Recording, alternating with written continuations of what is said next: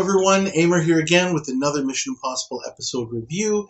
This time I'm reviewing episode 4 from season 3, which is called The Mercenaries. So Jim gets his instructions from a locked car this time. The mission is to take down Hans Krim, who runs an African militia that is plundering indiscriminately, and retrieve the gold that they have amassed and stolen, basically, from private citizens in other countries, presumably. The team looks over a map of Krim's isolated enclave with only one access road in and out, and they also discuss the legend that there's another gold stash hidden in the region from previous wars. The action moves to the surprisingly, overwhelmingly Caucasian-inhabited enclave, kind of weird for Africa, where Rollin arrives as a new recruit for Krim's militia, as an army deserter from a platoon that was previously in the area. Jim and Cinnamon come in as missionaries with Willie and Barney hidden in their truck, and they are allowed in. Barney and Willie are dropped off in the jungle with some briefcases, and they find an entrance to an underground tunnel and wait underneath with a magnetic sensor. Krim questions Rollin about the rumor of gold left behind by his troop, which Rollin, of course, says he knows nothing about.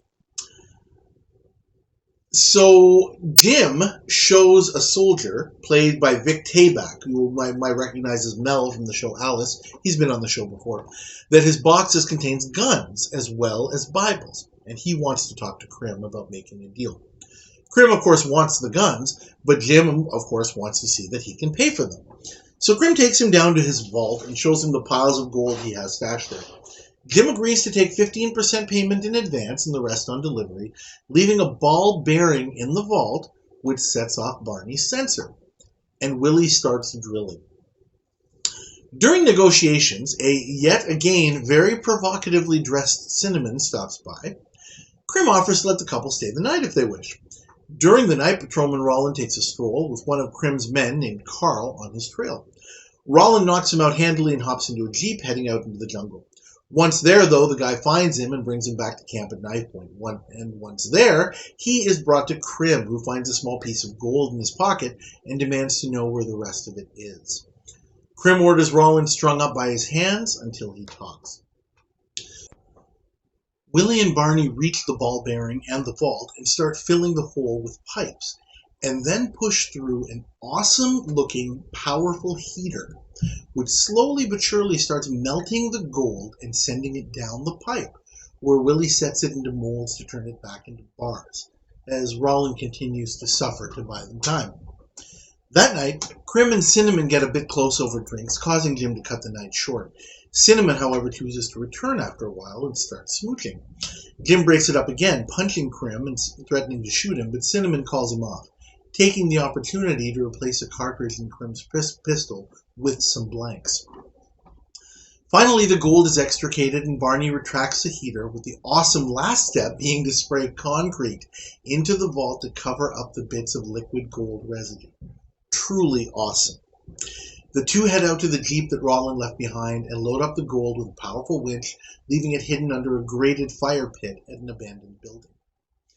Rollin finally gives up and agrees to talk, having given Barney and Willie enough time for their work.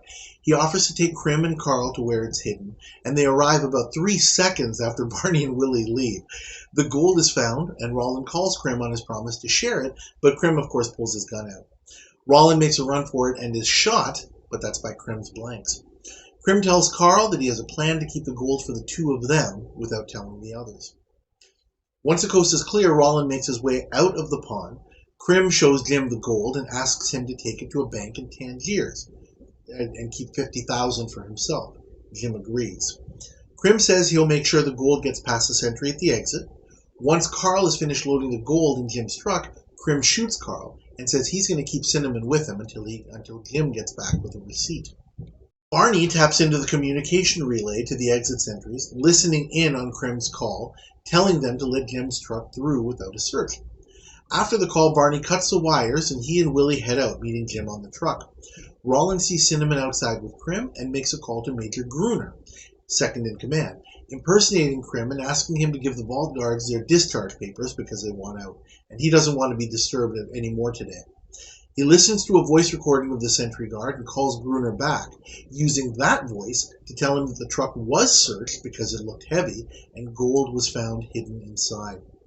Gruner and other soldiers confront Krim, who's renewing pleasantries with Cinnamon. The soldiers demand answers from her, and she admits she's not Jim's wife. She's just window dressing to seal deals, and she knows that Jim and Krim spent a lot of time together a while ago. Gruner figures they were in the vault, getting the gold out, and Krim, of course, says that Cinnamon is lying, and he'll prove it. The soldiers head to the vault, and of course they find it empty, with no forced entry, and only Krim knows the combination. Gruner stabs Krim, and Rollin comes to retrieve Cinnamon to bring her to the vault, knocking their guard out. They meet their comrades at the truck, which of course gets out of the Enclave without being searched. Mission accomplished. I'm going to give this episode a grade of A-. I love this episode. I still remember the first time I saw this episode, I want to say it was about maybe 10 or 12 years ago. Something like that. And when I first watched the gold heist section of it, I stood up and clapped. Like I was just like, oh my god, that is awesome. The planning that went into that, and the way that the IMF, especially Barney, makes it look so simple, and how they've, again, seen it with the end in mind, and worked backwards. Okay, we're going to need that ball bearing to find the safe, not only just to find the safe, but also to locate its lowest point, because the ball bearing, of course, is going to seek to the lowest point, and that's where the gold, the liquid gold, is going to come down to, and that's going to get sucked down into the pipe. And then once we're done, we're going to have to spray concrete around to cover our tracks. I was just like, bravo. That to me is just tremendous. I mean, I knew it was coming, of course, but even still, I just watch it and I'm just like it's great. The basic elements of this plot, we've seen it already a few times back in season 2, and even before that, even in season 1. It's basically the pennies from heaven plot in a way. You've got a target, you give them exactly what they want, generally at a time when they need it. Here, it's done in a very logical way. Obviously Krim is just after wealth and gold. And they're basically, exploiting that. It's not just something that comes, from on high or by accident. It's something that the IMF has staged. So the fact that it doesn't just come out of nowhere, and it's not just something random, to kind of entice the target, it fits into the plot here. And it's not just something that's kind of shoehorned into it. I like that. This is the best role I think that Pernell Roberts has on the show. We see him a few more times in the coming seasons. I know there's one episode for sure, and I think he also comes in as a guest star, maybe not the main target, but in at least one or two other episodes. Normally, again, his greed here would qualify as lameness, but it makes sense from the point of view of who he is, who his character is. So I certainly like this better than in the previous season when he was in Operation Heart. Again, he's really, really good in this one. The only thing that would take this out of kind of, the elite range, and why I give it an A-,